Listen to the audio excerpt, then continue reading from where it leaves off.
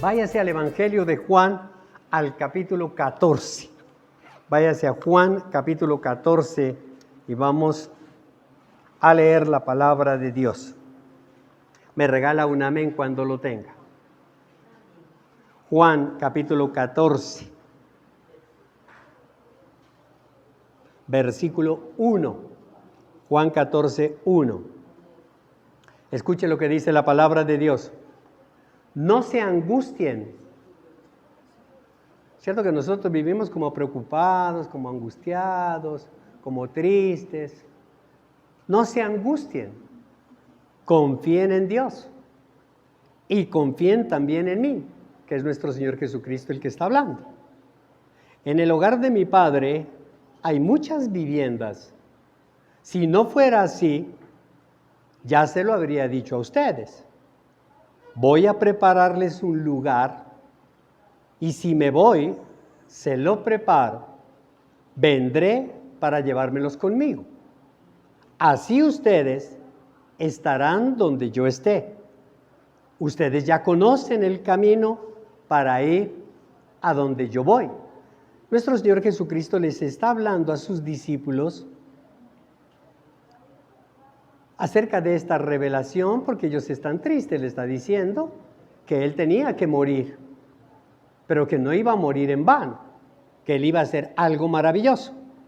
Y como han pasado 3 años con Jesús, han pasado 3 años con sus enseñanzas, Jesús les dice, ustedes ya conocen el camino.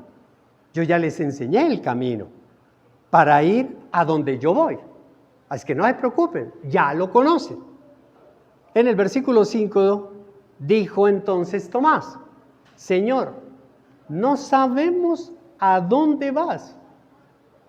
Miren que Jesús estaba convencido de que ellos sabían. A veces nosotros como cristianos estamos convencidos de que sabemos quién es Jesús, de que sabemos de dónde viene y a dónde va. Y aquí estamos viendo que la palabra nos dice que Tomás y todos los demás discípulos no sabían para dónde iba. No sabemos a dónde vas. Así que, ¿cómo podemos conocer el camino? Entonces Jesús les dice, yo soy el camino, yo soy la verdad y la vida. Les contestó Jesús, nadie llega al Padre sino por mí. Y el que lo cree, dice amén y le da un aplauso al Señor. Gloria a Dios. Aquí encontramos nosotros en esa frase, en esa expresión, en esa enseñanza de nuestro Señor Jesucristo, yo soy el camino, la verdad y la vida, encontramos los fundamentos de la vida cristiana. Cuando hablamos de fundamentos, son los pilares de la vida cristiana. ¿Qué es lo que nos sostiene a nosotros? El domingo pasado veíamos que se nos está perdiendo el sentido de la vida. Cuando nosotros aclaramos cuáles son los fundamentos, qué es lo que me sostiene a mí como un verdadero creyente, entonces empiezo a darle sentido a mi vida. Se me aclara el sentido, es decir, tengo identidad. Porque cuando nosotros afirmamos que somos cristianos, estamos afirmando una identidad. Así como cuando yo digo, yo soy caleño, yo soy bogotano, yo soy barranquillero, yo soy pastuso, yo soy, ¿qué soy yo? Estamos nosotros describiendo una identidad. Y para poderle entender esa identidad, tenemos que tener claro los fundamentos de una vida cristiana. Para poder comprender estas palabras de Juan, en el Evangelio de Juan, profundicemos un poquito la segunda carta de Juan. Esa segunda carta de Juan, donde nos describe cuáles son esos fundamentos que nosotros tenemos que recordar y sembrar en nuestro corazón. Váyase a la segunda carta de Juan. Segunda carta de Juan. Y le voy a mostrar 3 fundamentos. Solo 3 fundamentos. 3 fundamentos de la vida cristiana. El primer fundamento es la verdad. Primer fundamento, la verdad. Y lea usted, segunda carta de Juan, capítulo 1. Segunda de Juan, capítulo 1, que es el único capítulo que tiene esa carta, versículo 1. Y escuche lo que dice la palabra de Dios. El anciano, a la iglesia elegida y a sus miembros, a quienes amo en la verdad, y no solo yo, sino todos los que han conocido la verdad. A causa de esa verdad que permanece en nosotros y que estará con nosotros para siempre, la gracia, la misericordia y la paz de Dios, el Padre, y de Jesucristo, el Hijo del Padre, estarán con nosotros en verdad y en amor. Me alegré muchísimo al encontrarme con algunos de ustedes que están practicando la verdad según el mandamiento que nos dio el Padre. Amén. Esta carta, yo estoy leyendo la Nueva Versión Internacional. En la versión Reina Valera y en otras versiones, la carta está dirigida a la señora elegida. Si usted lo puede apreciar o si tiene la versión internacional, en la parte de abajo usted lo puede ver. En la letra más pequeñita dice que la carta está dirigida a la señora elegida y a sus hijos. ¿Por qué la carta comienza como tal? Estamos hablando nosotros que esta carta está escrita hace aproximadamente en el año 90-95 después de Cristo. El único discípulo, el único apóstol, más que discípulo, el único apóstol vivo es Juan. Juan había salido ya de su prisión en la isla de Patmos. En la isla de Patmos recibió una gran revelación que nosotros lo conocemos como el libro de la revelación o el Apocalipsis. Es decir, que el Apocalipsis fue escrito, algunos teólogos, escritores dicen, fue escrito antes del Evangelio mismo de Juan y por supuesto de estas 3 cartas. Quizá lo último que Juan escribió fue estas 3 cartas. Y la escribe en código, porque en este momento la iglesia es perseguida. La iglesia no se podía predicar como nosotros hoy lo estamos predicando a la luz pública y tenemos letreros y tenemos anuncios. La iglesia era una iglesia perseguida y por lo tanto se tenían que esconder. De ahí que la carta de Juan vaya dirigida a la señora o a la dama elegida y a sus hijos, refiriéndose a la iglesia elegida. Está hablando de Éfeso, la iglesia elegida de Éfeso, para no poner en peligro la vida de los cristianos de esta iglesia. Comprendido esto, nosotros podemos ver que en el saludo, porque este es lo que acabo de leer, es prácticamente el saludo de la carta, se destacan especialmente 3 palabras: amar, conocer y permanecer en la verdad. Nosotros veíamos el domingo pasado que la verdad es nuestro Señor Jesucristo. Él es la verdad. Él es la verdad. Él es el Logos, Él es la palabra, Él es el que nos da la libertad. Cuando nos decía, la verdad los va a hacer libres. Él es el que nos da la libertad. Y aquí en el saludo, Juan nos está invitando a que debemos amar la verdad. Es decir, debemos amar a Cristo.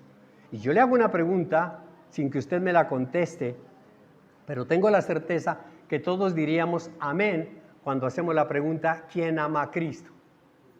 Usted ama a Jesús, diríamos amén, yo lo amo. Pero la segunda palabra nos dice, hay que conocer a Cristo, hay que conocer la verdad. Quizá de pronto nos atreveríamos a decir que lo conocemos. Y la tercera es permanecer en la verdad, permanecer en Cristo. Esas 3 palabras, amar, conocer y permanecer, prácticamente están describiendo el yo soy el camino, la verdad y la vida. Si nosotros entendemos, si nosotros amamos a Jesús, si nosotros amamos a Cristo, si conocemos a Jesús o conocemos a Cristo, si permanecemos en Él, permanecemos en sus enseñanzas, entonces podemos conocer el camino. Tenemos claridad cuál es el camino. Tenemos claridad para dónde vamos. Ahí sí ya no podemos nosotros, como Tomás, decirle, y nosotros no conocemos el camino. No, sí lo conocemos. Sí conocemos el camino. Si usted sigue leyendo más adelante, Felipe le dice a Jesús, Señor, está muy bien, pero muéstranos al Padre. Y Jesús, ¿qué le dice? Pero Felipe, no me estás entendiendo. Si tú me has visto a mí, has visto al Padre, porque el Padre y yo somos uno. ¿Y eso cuándo lo descubrimos? Cuando conocemos a Jesús, cuando conocemos la naturaleza divina de Jesús, y por supuesto que esa revelación nos da cuando permanecemos fieles a sus enseñanzas. Pero algo que nos alerta en el saludo y nos muestra es que solo algunos caminaban en la verdad. En el versículo 4 dice, me alegré muchísimo al encontrarme con algunos de ustedes que están practicando la verdad. Él no dice, me alegré muchísimo porque todos estaban practicando la verdad. Es cierto que en el reino de los cielos hay una gran alegría, hay una gran fiesta cuando uno conoce la verdad en esta tierra. Uno, no todos, uno que conozca la verdad, allá hay una fiesta. Hay una fiesta, hay un gozo. Yo me imagino a los ángeles, yo me imagino todo con una alegría. ¿Por qué? Porque uno más que se salva, uno más que llega al reino de los cielos. Pero Juan nos está diciendo no solo, no son todos, solo algunos. Y eso es lo que nosotros hoy también lo estamos viendo. Vivimos en una época en la que muchos niegan la verdad, en la que muchos simplemente se aproximan a la verdad, medio como que la ven y se apartan de la verdad que es Jesús, que no permanecen en Él. Mire usted, en la visión de la verdad que nosotros podemos contemplarla a través de los años. Cuando nosotros éramos niños, cuando yo era niño, hace muchos años, en la ciudad donde yo vivía en una ciudad de Ipiales, Nariño. Era una ciudad que no tenía más allá de 100,000 habitantes, cuando yo era niño. Pero yo sí podía decir, y puedo afirmar en este momento, que en ese momento de mi niñez, más del 90% de la población creían en Dios y en la Biblia. El 90% del pueblo. Y lo podía ver cuando habían todas esas reuniones, esas fiestas. Cuando yo podía ver el parque lleno de las personas en Semana Santa, arrodillados, orando, leyendo la palabra, participando, con la honra y con el respeto. Y uno decía, es raro, es rarísimo el que diga por ahí, yo no creo en Dios. El ateo del pueblo es rarísimo, supremamente raro. Pero cuando yo voy creciendo y llego a los 25 años de edad, yo me doy cuenta que ese número va bajando. Y cuando tengo 25 años, creo que yo era uno de los que empezó a negarlo. Y empecé a decir, Dios no existe. Y ya era el 60% de la población el que está negando a Cristo. Hoy en día, en nuestro mundo, en nuestras ciudades, en lo que estamos viviendo, créamelo que no llega ni al 10% de las personas que creen en Dios y que creen en la Biblia. Amén. Es decir, están cada día negando la verdad. Ahora, ¿cuál es la razón? Hablando de la verdad de Dios, de la verdad de la palabra, de la verdad que es Cristo. La razón es muy sencilla, porque el mundo ha desarrollado una verdad subjetiva. ¿Y qué significa una verdad subjetiva? Una verdad que se basa en sentimientos y en opiniones personales. Lo que yo siento y lo que yo pienso es la verdad.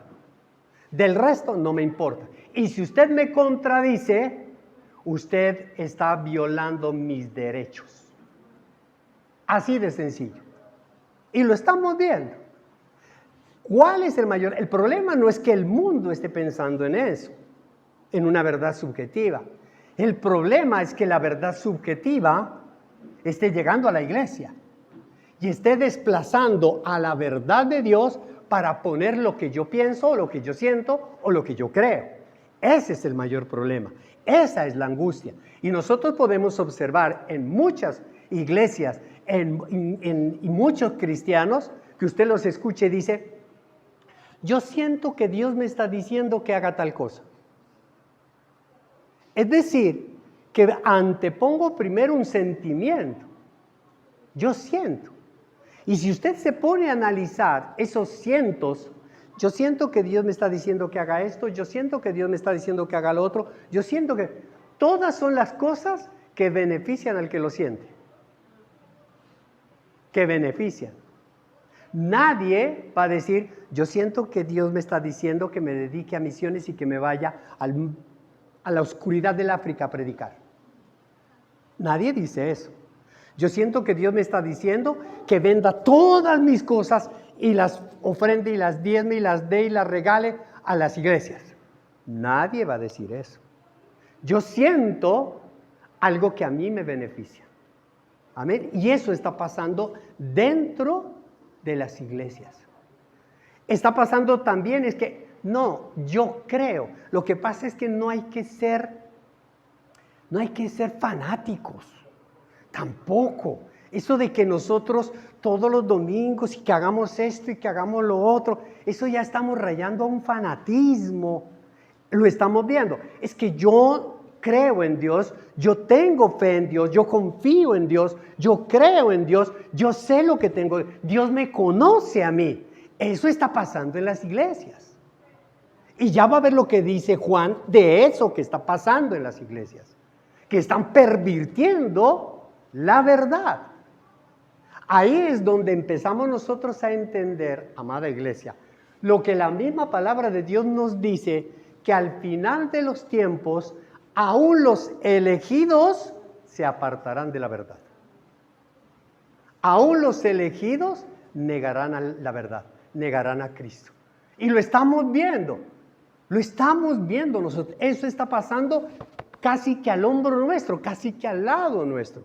¿Y qué es lo que nosotros estamos haciendo? Como esa es su opinión, como esa es su fe, como esa es su creencia, nosotros dejamos a un lado. Y lo que estamos haciendo es acabando la verdad de la Biblia, que es una verdad absoluta, que no necesita interpretarse. La verdad de la palabra hay que obedecerla, no más. Lo que está escrito hay que obedecerlo.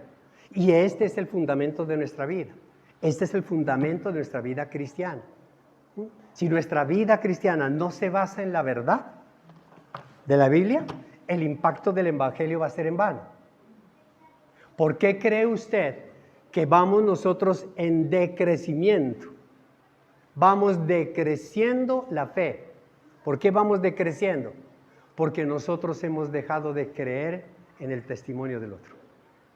Yo ya no creo en el testimonio del otro. Vemos nosotros pastores que roban. Vemos nosotros pastores, predicadores que hacen X o Y cosas y maldades. Vemos nosotros mentiras. Vemos nosotros en nuestros gobernantes mentiras, engaños. Estamos viendo una cantidad de cosas que están minando nuestro corazón y están llevándonos a la incredulidad. Ya no creo. Ya no creo. ¿Y por qué no creen? ¿Qué tiene que ver la actitud del pastor, la actitud de Pedro, la actitud de Juan con dejar de creer en la verdad? Porque es que ese pastor, ese hombre, esa mujer está hablando en el nombre de Jesús. Y por eso es que la gente dice, se da cuenta y dice que es cristiano. Se da cuenta, yo por eso no voy a la iglesia cristiana. Es decir, que con nuestra actitud, con nuestro comportamiento, con nuestra conducta, nosotros estamos mancillando la imagen de Dios. Estamos mancillando la imagen de Dios. Entonces, amada iglesia, no podemos nosotros pretender que el Evangelio crezca. Por el contrario, el Evangelio comienza a decrecer muy difícilmente a la gente. Lastimosa y desgraciadamente, a la gente para convencerla, para que vaya a la iglesia, hay que empezarle a dar otras cosas.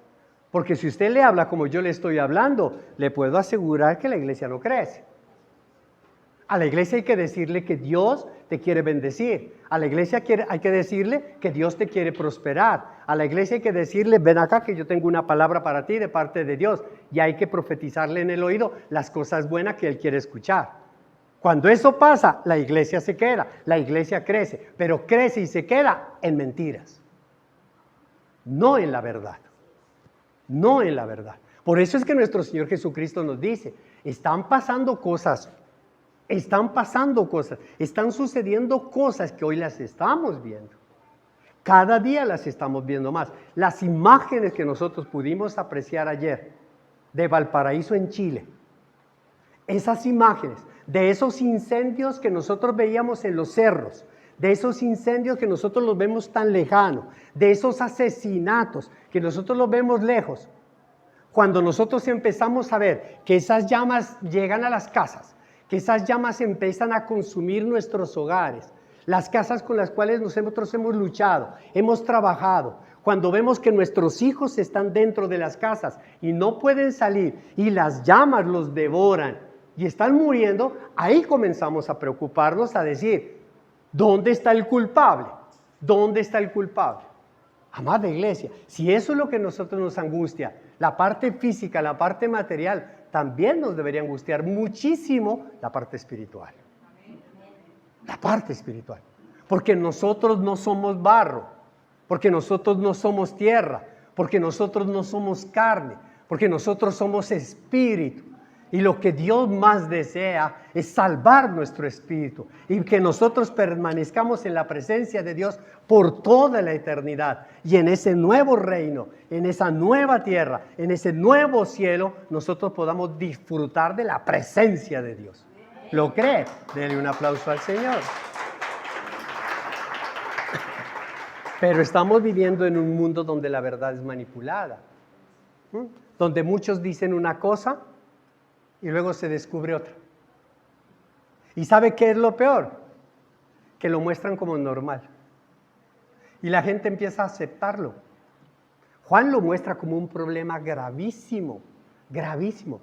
Él dice, las verdades dibujadas, o mejor, las falsedades, la mentira, los engaños disfrazados de verdad se deben a un gran problema, los falsos maestros. Falsos maestros. Y nosotros tenemos que preocuparnos. El domingo pasado el Señor nos decía, examínate a la luz de la palabra, porque yo puedo ser un falso maestro. Yo me puedo estar engañando hasta a mí mismo. Y cuando yo empiezo a anteponer mis sentimientos, mis opiniones personales ante la verdad, ahí mismo debería darme cuenta y decir, ¿yo qué estoy haciendo? ¿Es más importante lo que yo siento? ¿Es más importante lo que yo pienso? ¿O es más importante la verdad de Dios? Mire lo que dice ahí en la segunda carta de Juan. En el versículo 7 dice, es que han salido por el mundo muchos engañadores que no conocen a Jesucristo. Que Jesucristo haya venido en cuerpo humano. El que así actúa es el engañador, el anticristo. El que así actúa es el engañador. Amada iglesia, la falsa enseñanza que se estaba dando en Éfeso, en la iglesia de Éfeso, era que algunos negaban la humanidad de Jesús. Negaban la humanidad. Les hablaba acerca de las dos naturalezas. ¿Y qué era lo que decían? Lo que decían es que Jesús era un hombre común y silvestre, común y corriente como usted y como yo, como cualquiera. Y resulta que vino Dios y tomó posesión del cuerpo de Jesús. Tomó posesión. Entró en el cuerpo de Jesús y comenzó a hacer lo que tenía que hacer. Y cuando fue llevado a la cruz, cuando Jesús en la cruz dice, Padre mío, ¿por qué me has abandonado? Entonces Dios sale de él y lo deja que se muera de mansito. ¿Perdón? ¿De dónde sale eso? Dice Juan. ¿De dónde? De los falsos maestros. Eso era lo que enseñaban. En ese entonces, ¿de dónde sale la mala enseñanza? ¿Viene del mundo? ¿Viene de afuera o viene de adentro? ¿De dónde viene? Y de ahí surgen todas las sectas. Y hoy nosotros vemos que hay muchísimas sectas. La inquietud es, ¿de dónde salieron todas esas sectas? Usted lo ha escuchado, muchas sectas. Hay una secta por ahí que dice que Dios tuvo relaciones sexuales con María, con la Virgen. Y entonces tuvo 2 hijos, gemelos. El uno era Jesús y el otro Satanás. Los 2 son hermanos. Y la gente, hay cerca de 8 millones de personas en la tierra siguiendo esa secta. Perdón, hay cientos de sectas. ¿De dónde salieron? ¿De dónde salieron? ¿De dónde salieron toda esa cantidad de engaños y de mentiras? Váyase un poquito atrás, una hojita, en la primera de Juan, en el capítulo 2, primera de Juan, capítulo 2. Permítame, yo le leo y nos vamos a dar cuenta de dónde salieron. Primera de Juan, capítulo 2, versículo 18. Queridos hijos, esta es la hora final, y así como ustedes oyeron que el anticristo vendría, muchos son los anticristos que han surgido ya. Por eso nos damos cuenta de que esta es la hora final. Ya estamos llegando al fin. Aunque salieron de entre nosotros, ¿de dónde salieron? De entre nosotros, es decir, salieron de la misma iglesia. Las sectas salieron de la misma iglesia. Yo siempre les he dicho y les he hablado acerca de Satanás. ¿Dónde está Satanás? En este momento, ¿dónde está Satanás? ¿Está allá afuera en el mundo o está aquí? Yo le quiero recordar algo, que Satanás no es omnipresente como lo es Dios. Dios está en todo lugar. Satanás no puede estar en todo lugar. O está en una parte o está en otra. Lo que pasa es que él tiene muchos demonios, ¿cierto? Pero ¿cuál es el lugar predilecto de Satanás? ¿El mundo o la iglesia? La iglesia. ¿Por qué? Porque lo que busca Satanás es que tú no escuches la verdad, cerrarte los ojos, endurecerte el corazón para llevarte allá afuera. Y cuando estás allá afuera, Satanás dice, sí, lo saqué. Eso es algo que nosotros como cristianos debemos comprender, debemos entender.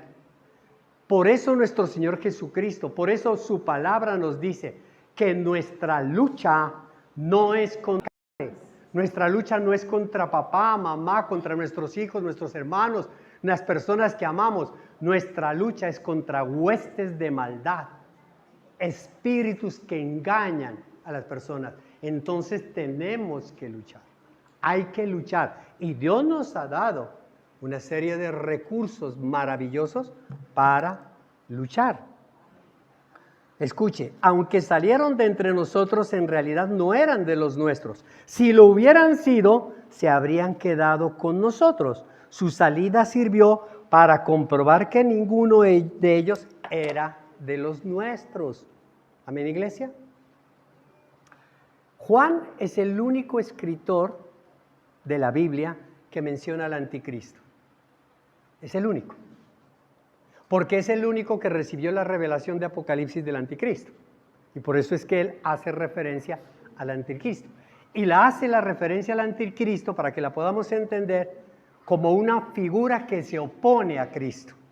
El punto de Juan es la existencia de un espíritu de oposición a la verdad que sale de la misma iglesia. Por eso usted me escucha, Cuando nosotros vamos a empezar a predicar y vamos a recibir el mensaje, lo primero es la disposición del corazón. Porque si su corazón no está dispuesto, entiéndame, la palabra disposición de su corazón es hacer de su corazón un terreno barbecho, como el campesino. El campesino cuando va a sembrar, antes de sembrar, ¿qué hace? Prepara el terreno, comienza a arar el terreno, lo limpia de malezas, le quita todas las malezas, lo abona y luego sí comienza a sembrar para que dé fruto en abundancia. Nuestro corazón tiene que estar preparado, dispuesto para que la palabra de Dios sea sembrada en nuestro corazón. De lo contrario, va la cizaña, la mentira, el engaño, todo eso que nosotros tenemos en la palabra, pues va a envolver la palabra y la va a consumir, la va a cortar, la va a secar, no la va a dejar crecer, no va a dejar que haya fruto. Amén, iglesia. Eso debemos nosotros entenderlo muy claramente. ¿Y eso proviene de qué? De un espíritu de oposición. No es usted, ni es el pastor, ni es Pedro, ni es Juan. Hay un espíritu que se opone a que usted pueda abrir sus ojos espirituales y entender esta verdad. Por eso es que nosotros vemos que muchos son los que proclaman, muchos son los que hablan, muchos son los que se dicen ser cristianos, pero son pocos los que son fieles a la verdad. ¿Por qué? Amada iglesia, usted sabe que la palabra de Dios describe a Satanás, al enemigo, como el padre de las mentiras. Es el perfecto engañador. Y a él no le conviene que una persona que haya conocido la verdad sea parte de la verdad. A él no le conviene. A él le conviene que siga predicando la verdad, que siga hablando del evangelio, pero sin testimonio. ¿Me explico? Porque hace más daño eso que si se quedara callado. Por eso la palabra de Dios dice, tendré más indulgencia con aquellos que no me conocieron, con aquellos que nunca me aceptaron, que con aquellos que me conocieron, me aceptaron y después me dejaron. Seré más indulgente con los otros. ¿Por qué? Porque estos, después de haberme conocido, de haber puesto las manos en el arado y miraron para atrás, hacen más daño. Porque los demás van a ver el testimonio y eso va a arrastrar. Amada iglesia, ¿por qué Satanás odia tanto a Dios? Porque conoce cuál es el plan de Dios. Porque Dios, en el mismo momento en que Satanás se rebeló contra Dios, Dios crea el infierno como un lugar solo para Satanás. Pero el gran dolor de Dios es que Satanás, el diablo, en el reino de los cielos, arrastró con millares de ángeles que se convirtieron en espíritus malignos. La influencia de uno hace que muchos se lleven. Hágase una pregunta. Una persona que diga que es cristiano y que está en la casa, ¿será que tiene autoridad para corregir cuando no es testimonio? ¿Será que tiene autoridad para decir o para hacer esto cuando no es testimonio? ¿Será que sus hijos, su esposo, su esposa, sus padres le creen? ¿De dónde creen ustedes que salió el viejo y conocido refrán? Ve, un burro hablando de orejas. ¿De dónde salió? De la falta de testimonio. ¿De dónde cree usted que nuestro Señor Jesucristo dice, más bien antes de juzgar y de criticar la paja que tiene el ojo ajeno, deberían ver la viga que tienen metida en su ojo?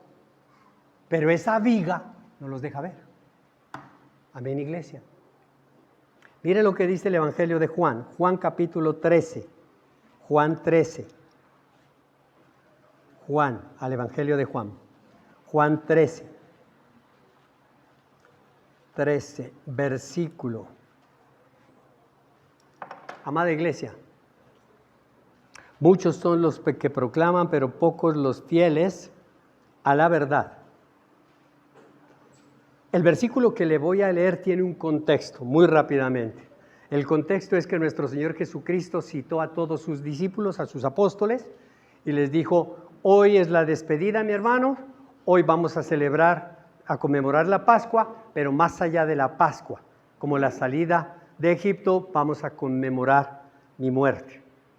Y nos vamos a reunir. ¿Recuerdan ustedes ese episodio? Y Jesús los llama y los convoca.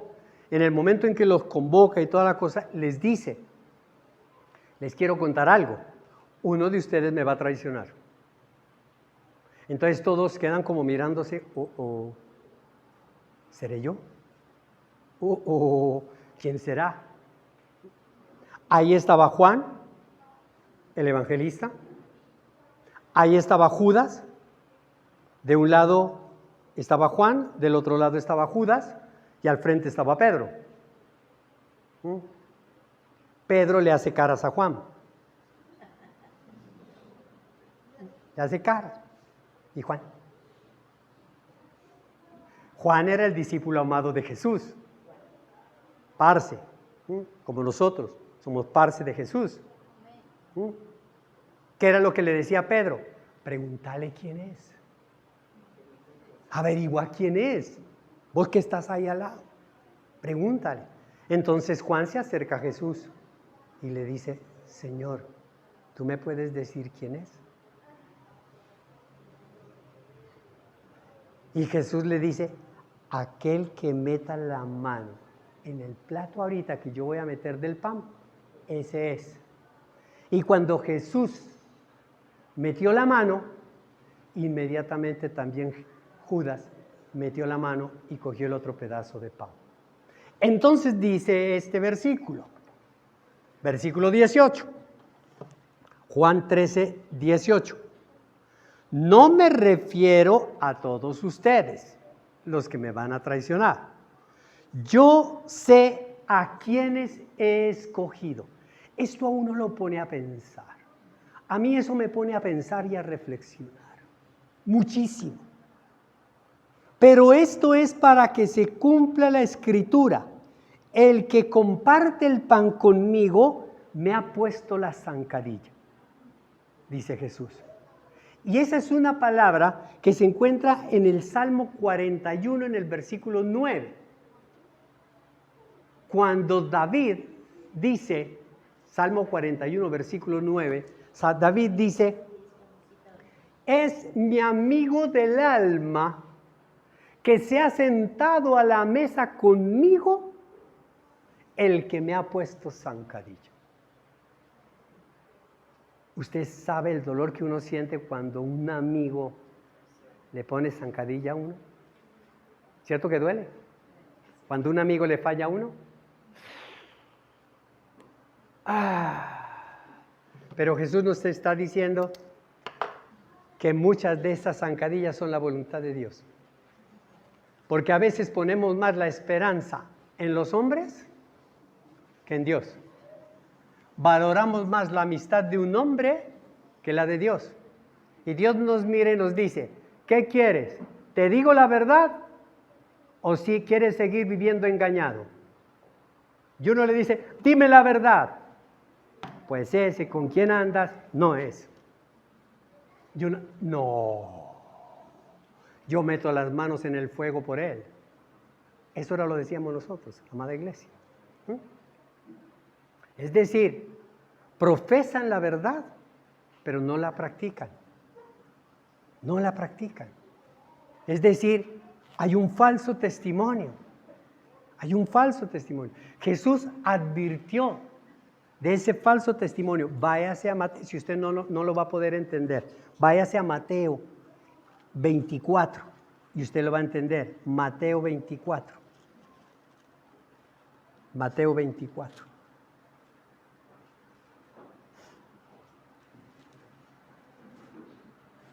Mateo 24. ¿Lo tiene, iglesia? Versículo 4. Escuche.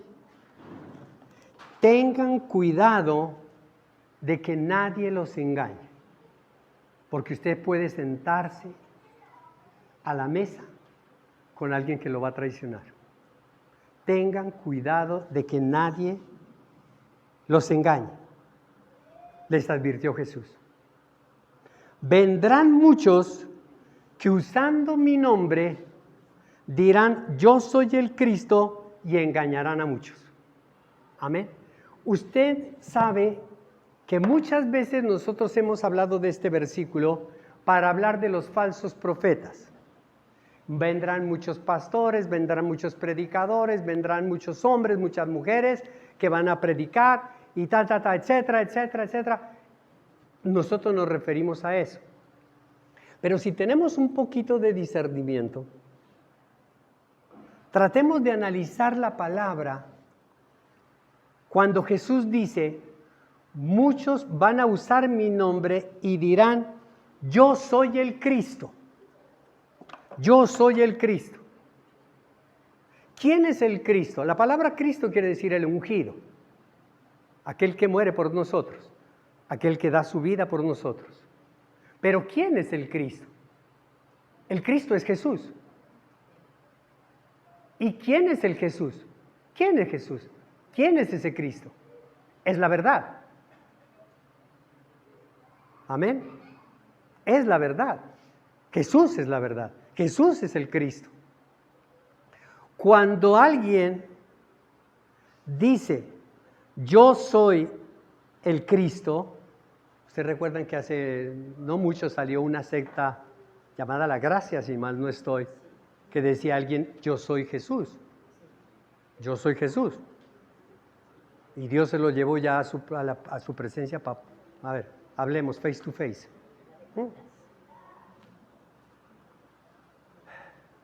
Quítele la palabra Cristo y póngale la palabra verdad. Vendrán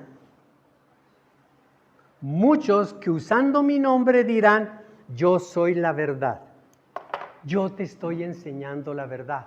Yo te estoy diciendo la verdad. ¿Cuál verdad? La verdad manipulada. La verdad del mundo. Tengan cuidado.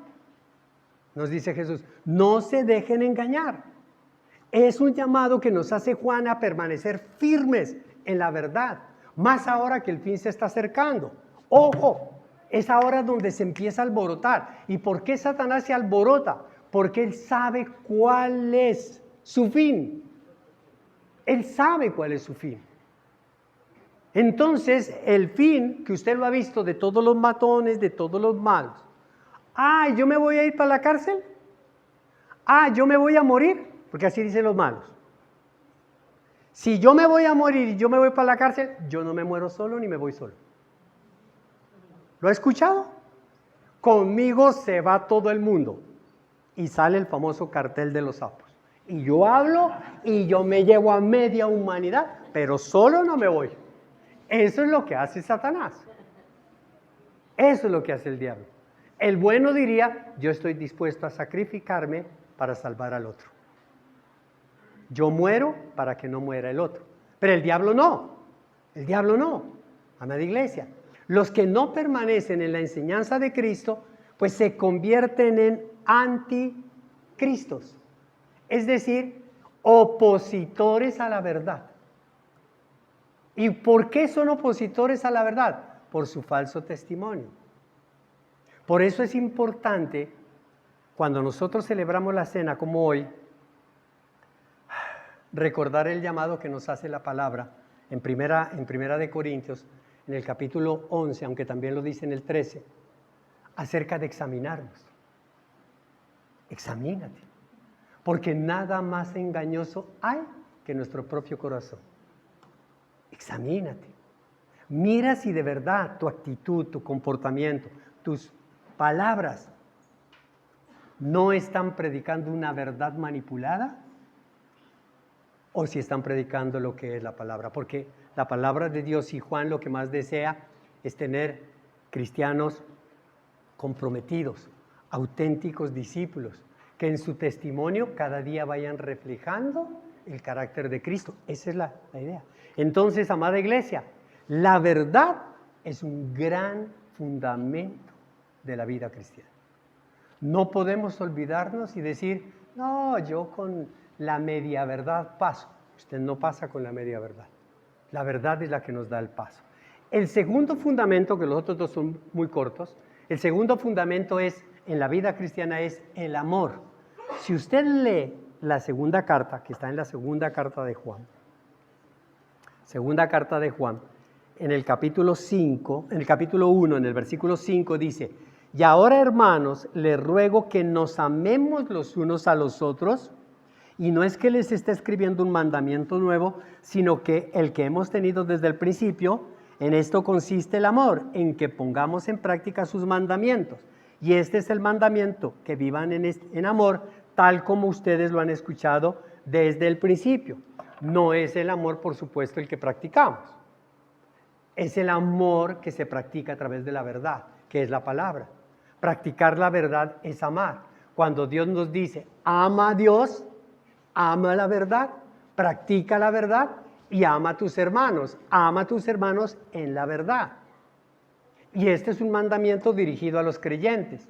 Eso no significa que no debemos amar a los incrédulos. Claro que hay que amarlos, porque Cristo también murió por aquellos que no creen. Pero ¿por qué los tenemos que amar? Y amarlos con la verdad, siendo testimonios. Porque lo mejor para un incrédulo es que usted sea testimonio. Lo mejor. A veces nosotros nos la pasamos, hable y hable y hable y hable y hable. Y no estamos predicando. Mire, aquí les cuento un pequeño chisme. Hace muchos años, 3 guerras mundiales atrás, cuando Dios tocó mi corazón y yo me convertí a Cristo y lo acepté como Señor y Salvador, yo estaba viviendo ese primer amor. ¡Wow! Espectacular. Le estoy hablando hace más de 35 años. ¡Wow! Espectacular. Pero ni mi esposa ni mis hijas, en ese momento tenía 2 niñas como de unos 10 años tal vez. Ellas no se habían convertido. Ellas todavía no.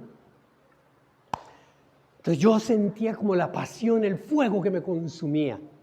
Y yo le hablaba, y les hablaba, y les hablaba, y sacaba Biblia, y bibliazo para arriba, bibliazo para abajo. Y después dije, no está dando resultado. Entonces comencé a comprar libros, y le llevaba libros. Mira, este libro maravilloso, libros. Y en la mesita de noche yo le decía a mi esposa, amor, mira, este libro es maravilloso. La mujer que ora, la madre que ora, la bendición, se lo llevaba y se lo ponía, y divinos.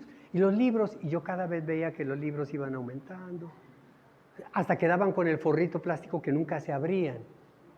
Entonces yo un día me disgusté, porque ya llevaba mucho tiempo. ¿Qué es eso? Ustedes son tercas de corazón, duras de corazón. ¿Qué les pasa? Entonces yo le hablo a mi esposa, le digo, no. Entonces ella me dice algo que impactó en mi corazón. Deja de hablar. Por favor, deja de hablar. Preocúpate por lo que tú haces. Porque cada vez que tú haces algo, acabas con todos esos libros y acabas con toda esa Biblia y esa palabra. Sé primero testimonio y después me vienes a hablar. Casi se acaba el matrimonio. Casi se acaba el matrimonio. La única forma para poder convertir a otros, amada iglesia, es cierre el pico.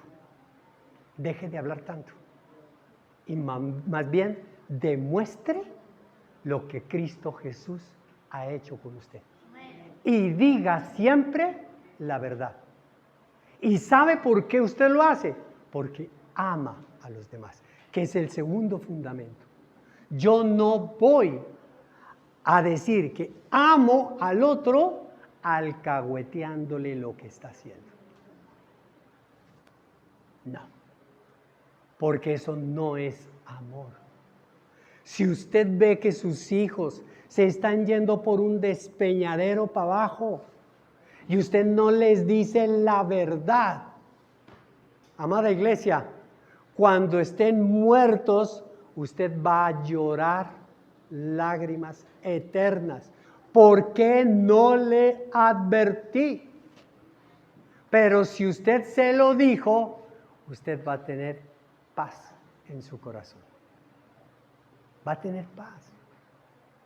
Ahora, la verdad hay que decirla con amor. Porque la verdad sin amor es dura. Como el amor sin verdad es sentimentalismo. Ay, sí, haga lo que usted quiera.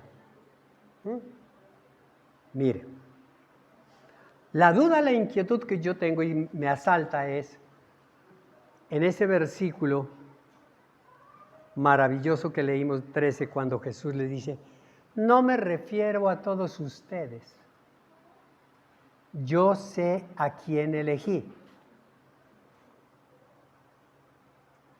Yo me quedo pensando y digo,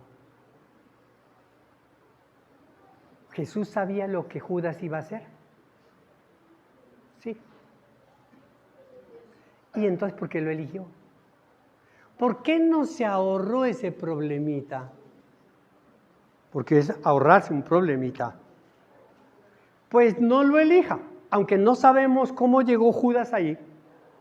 La palabra no lo describe cómo lo encontró, cómo lo eligió. Pero tiene que haber llegado en un momento a Jesús y bien haberle dicho, Señor, yo te sigo. Y haberle dicho, más bien vete para tu casa, como Jesús les dijo a muchos. No me sigas, vete a tu casa, ya habla de lo que Dios ha hecho, etc. Pero ¿por qué lo eligió? ¿Cuál es la razón? Muchos se detienen en la respuesta de Jesús, la respuesta que acabamos de leer, que es para que se cumpla la palabra. ¿Sí? Para que se cumpla la palabra. De que le puso zancadilla, que se cumpla. Yo pregunto ahí, al mismo tiempo me hago esta pregunta. Y yo digo, ¿así será Dios tan malo que usó al pobre Judas para que se cumpla la palabra? ¿Será? Yo digo, ¿qué tal que diga? No, es que hay uno que va a quedar cojo. ¿Y por qué lo tiene que usar a uno? ¿Y por qué no al otro? ¿Y por qué a mí? Para que se cumpla la palabra, para que se cumpla la palabra, yo te voy a dar en la cabeza. Utilice a otro, no a mí. ¿Me está entendiendo? Entonces yo no creo tanto que Jesús haya dicho, es que a este lo vamos a condenar como un chivo expiatorio para que se cumpla la palabra. No. Tiene algo que ver mucho más allá. Pero la respuesta hay que buscarle en la Biblia. La respuesta no hay que buscarla en otro lado. Y escuche. En el versículo 27, Juan, capítulo 13, versículo 27, 13, 27, 13, 27.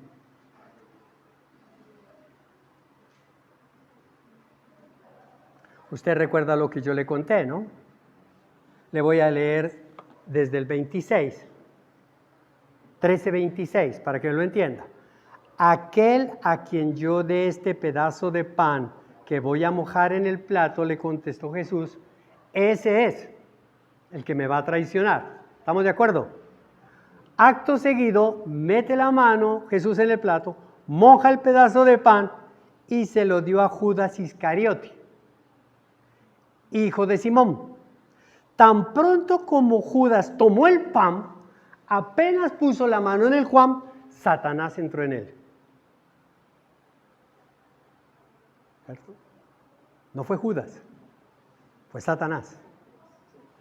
¿Me está entendiendo? Satanás entró. Ahora la va a entender. Entonces, ¿qué le dijo Jesús? Se le acerca al oído y le dice, lo que vas a hacer, hazlo pronto.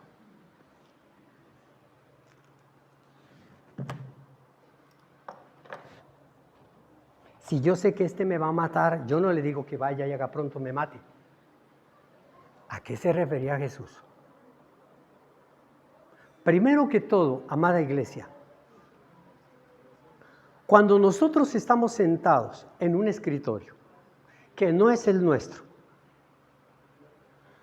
y de pronto por curiosidad abrimos el escritorio y vemos un billete de 50,000. Y usted vuelve y cierra el escritorio. Acaba de entrar Satanás. Porque Satanás le empieza a decir, y usted sin un peso en el bolsillo, hermano. Y esos 50 tirados en ese cajón. Se acaba de aparecer Satanás. La tentación llega así. Usted va caminando tranquilo en la calle y preciso 90, 60, 90. Y cuando llega a 90, 60, 90, usted la mira. Yo que iba para la iglesia, acaba de entrar Satanás. Llega la tentación. La tentación llega así. Se aparece Satanás y comienza a desviarlo a usted de sus pensamientos puros, limpios y santos. Y empieza. Y usted en ese momento que abre el cajón y ve el billete de 50 y vuelve y lo cierra, haga de cuenta que el Espíritu de nuestro Señor Jesucristo se le acerca a usted al oído y le dice, lo que vas a hacer, hazlo pronto. Usted dice, me acaba de decir que me lleve el billete de 50 y corra, o me acaba de decir, arrepiéntete. ¿Me está entendiendo, amada iglesia? ¿Qué le dijo a Judas? ¿Qué le dice a todos los discípulos? ¿Qué nos dice el Señor a nosotros? Frente a una tentación. Nosotros tenemos una lucha interna todos los días. O hacemos el bien o hacemos el mal. Punto. Depende de qué lobo recuerda esa historia. ¿Qué lobo usted alimenta? Si usted alimenta el lobo blanco, que es el Espíritu de Dios, usted va a hacer lo correcto, que es arrodillarse y arrepentirse. Pero si usted ha venido alimentando la carne, si usted ha venido alimentando el pecado, la mentira, el engaño, usted va a coger el billete de 50 y va a decir, gloria a Dios, hermoso y maravilloso, me puso esta bendición en mi mayor necesidad. Amén, iglesia. Ese es el engañador. Si Judas hubiera amado la verdad, si Judas hubiera amado a Jesús, con el amor que nos está diciendo a nosotros que lo amemos, se habría arrepentido como se arrepintió Pedro. ¿Por qué Pedro sí se arrepintió después de que lo negó? Judas, en cambio, sale corriendo. Se ahorca, se juzga, se condena. Yo soy el malo. ¿Yo por qué hice esto? En cambio, el otro señor, Dios mío, soy débil, me arrepiento. Y punto. Arrepentido ya, un abrazo y listo. Y solucionado el problema. El amor que da la verdad es un testimonio que genera armonía. Y la armonía cristiana implica compromiso, implica amor, unidad, que no es hecha por obligación, sino por convicción. Si tú quieres irme a negar, hazlo. Si tú me quieres ir a traicionar, hazlo. Si tú te quieres ir de la iglesia, hazlo. Pero lo que estés pensando hacer, hazlo pronto. No, me arrepiento y me quedo. Me arrepiento y te pido perdón. No, me arrepiento. Coge el camino correcto. Amén, iglesia. Ese es el segundo fundamento. Si amamos a Cristo, si amamos la verdad, pues vamos a ser verdaderos cristianos. Y el tercero y último, la fidelidad. Fidelidad. En el versículo 8 de la segunda carta de Juan dice, cuídense de no echar a perder el fruto de nuestro trabajo, procuren más bien recibir la recompensa completa. Todo el que se descarría y no permanece en la enseñanza de Cristo, no tiene a Dios. El que permanece en la enseñanza tiene al Padre. Si alguien los visita y no lleva esa enseñanza, no lo reciban en la casa ni le den la bienvenida, pues quien le da la bienvenida se hace cómplice de sus malas obras. Amada iglesia, esto es muy complejo, habría que deducirlo mucho más, pero todas esas malas enseñanzas que estaban afectando a la iglesia elegida, que era la iglesia de Éfeso, en este momento de Juan, estaban siendo permeados por esas malas influencias, esas influencias pecaminosas, esas influencias que estaban haciendo que las personas salieran, se fueran, que las personas tergiversaran la verdad. Entonces Juan les alerta, les dice, no, eso no hay que ni recibirlo. Muchas veces a nuestra puerta tocan la puerta personas que nos predican una falsa enseñanza. Y a veces nosotros por curiosidad abrimos la puerta y aprendemos y nos metemos en un lío que Padre y Señor mío. Hoy nosotros tenemos, ya ni siquiera llegan a la puerta, hoy tenemos nosotros altos medios de comunicación y nos llegan toda la influencia, las enseñanzas a través de las redes sociales y hay personas que se la pasan observando toda clase de enseñanza. Y toda esa clase de enseñanza pervierte el corazón. Va pervirtiendo el corazón. ¿Por qué? Porque empezamos a ser infieles. Porque la misma palabra de Dios dice, nosotros tenemos que reconocer quiénes son los fuertes y quiénes son los débiles. Ayuda a los débiles en la fe. ¿Por qué? Porque el débil en la fe es esa ovejita que se aísla y se la come el lobo. Y se necesita allí alguien que le haga abrir los ojos. Ojo con esto. La fidelidad es cuidar nuestra comunión, nuestra relación con el Señor. La infidelidad destruye la armonía, la comunión, el plan de Dios. Acaba con todo. Y lo que Dios más nos pide a través de la carta de Juan, a través de la palabra de Juan, es que nosotros seamos la verdad, que nosotros tengamos esos fundamentos claros de la verdad, del amor, de la fidelidad, sembrado. Que toda nuestra vida cristiana sea. ¿Por qué lo hacemos? Por la verdad. ¿Cómo lo hacemos? Con amor. ¿Y qué tenemos que mostrar? Fidelidad. Si nosotros tenemos esos tres fundamentos, podemos decir, yo sé quién es Jesús, yo sé de dónde viene y yo sé para dónde va. Amada iglesia. Y así, cuando nos examinamos a la luz de la palabra y nos sentemos a la mesa del Señor, como hoy lo vamos a hacer, podamos comprender el significado de esa maravillosa frase de Jesús. Lo que vayas a hacer, hazlo pronto. No es ve a pecar, es arrepiéntete, hazlo. No dejes que el enemigo te engañe, no dejes que el enemigo te saque del corazón de Dios, porque no es Dios el que te saca, es el enemigo el que te está arrastrando a unos lugares donde después vas a padecer la ausencia de Dios, y eso es tan grande, tan doloroso como el infierno mismo. Es entonces un llamado al arrepentimiento para hacer de los verdaderos cristianos unos testimonios.